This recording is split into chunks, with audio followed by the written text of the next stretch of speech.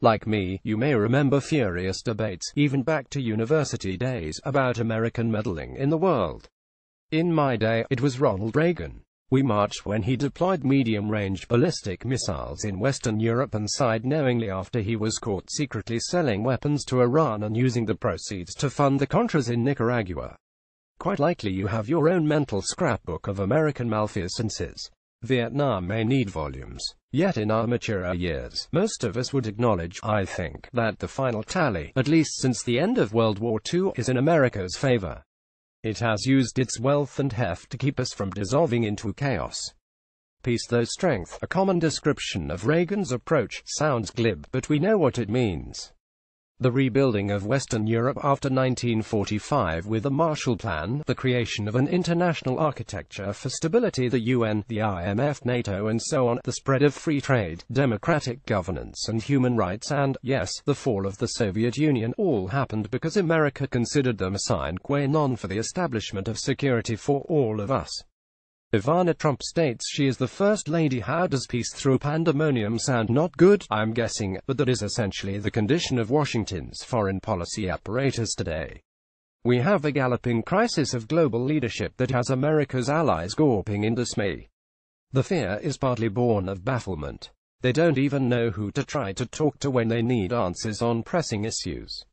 Are you going to war with North Korea? Are you interested in doing a trade deal with us? Should they call Senator John McCain, chairman of the Senate Armed Services Committee? He and Trump barely talk.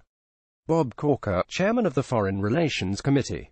No, the failing at Night Times set little Bob Corker up by recording his conversation. Was made to sound a fool, and that's what I'm dealing with. Donald J. Trump at Real Donald Trump, October 10, 2017. It is more. Hello, is there anyone there? Quite likely not. The State Department in Foggy Bottom, which is meant to be the engine room of American diplomacy, is increasingly devoid of people to pick up the phone. On the one hand, seasoned diplomats who were appalled from the moment Donald Trump used his inauguration speech to rehearse his America First doctrine, a throwback to the isolationists who tried to keep America out of World War II, have been fleeing the building in droves. On the other, Rex Tillerson, the Secretary of State, has simply left hundreds of senior posts unfilled. Hello, operator, please connect me to the U.S. ambassador to South Korea, it's important. Reply: I'm sorry, there is no U.S. ambassador to South Korea. Senator Bob Corker speaks to reporters while going to the Senate chamber for a vote on Capitol Hill. Getty Images. According to a head count by The New Yorker, 48 ambassadorships are vacant. All but 2 of the 23 Assistant Secretary of State positions, a vital layer of top, seasoned diplomats, are either empty or occupied by temporary fill-ins. Tillerson is steering a ship bereft of officers on deck, in part because of his own mission to strip its operating budget, which he laid out within days of arriving in Foggy Bottom last winter. These cuts will decimate the Foreign Service, Nick Burns, a former Undersecretary of State, told The New Yorker. The Foreign Service is a jewel of the United States. There is no other institution in our government with such deep knowledge of the history, culture, language, and politics of the rest of the world. Sometimes, Tillerson, who may now rue the day he left the CEO suite at Exxon, has identified people he wanted by his side only to have the White House nix them. Which brings us to the Rex-Donald divorce proceedings. Rex, by all accounts, is headed for rexit.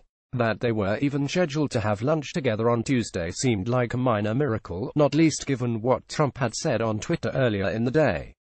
If it was true that Tillerson had called him a moron, maybe he'd like to come by the Oval Office and see which one of them is really the dunderhead, he said.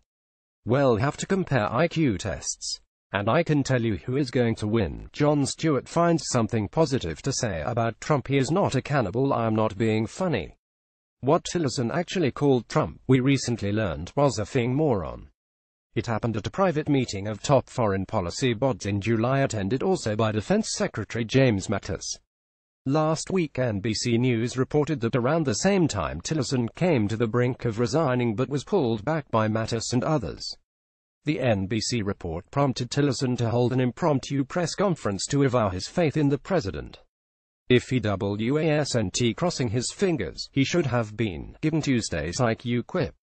The undercutting of Tillerson by a irascible Trump is not new. No issue is more concerning today than North Korea and the president's repeated threats of military action to totally destroy when Tillerson told reporters a few days ago that, contrary to all impressions, he was talking directly to the regime in Pyongyang to seek a diplomatic solution to the standoff over its nuclear weapons program. Trump contradicted him by tweet.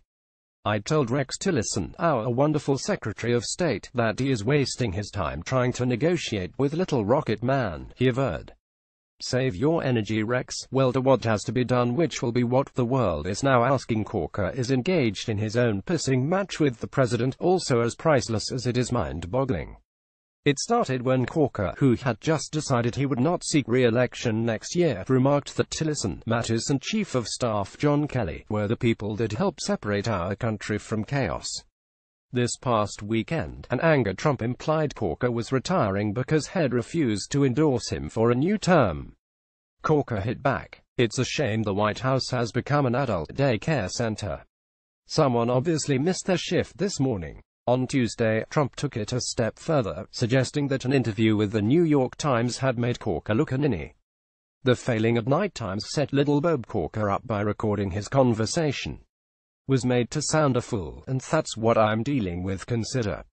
What do foreign adversaries of the US and allies like think when they look to Washington these days? Do they think Tillerson is a reliable spokesperson for the president and has his confidence? Of course they do not. Can they even take Trump seriously when senior members of his own party are suggesting he needs adult daycare supervision to prevent the outbreak of chaos? If you are still of the view that America is a net detriment to the world, you would be in the company of Kim Jong-un, the leadership in Tehran, and of Bashar al-Assad of Syria, then you'll be cheered by this escalating farce in Washington and the collapsed morale of its diplomatic service. If you think that in this most dangerous of times it would be helpful, vital even, to have an America that is resolute, steady and responsible, then you'll not be sleeping at night." Reuse content.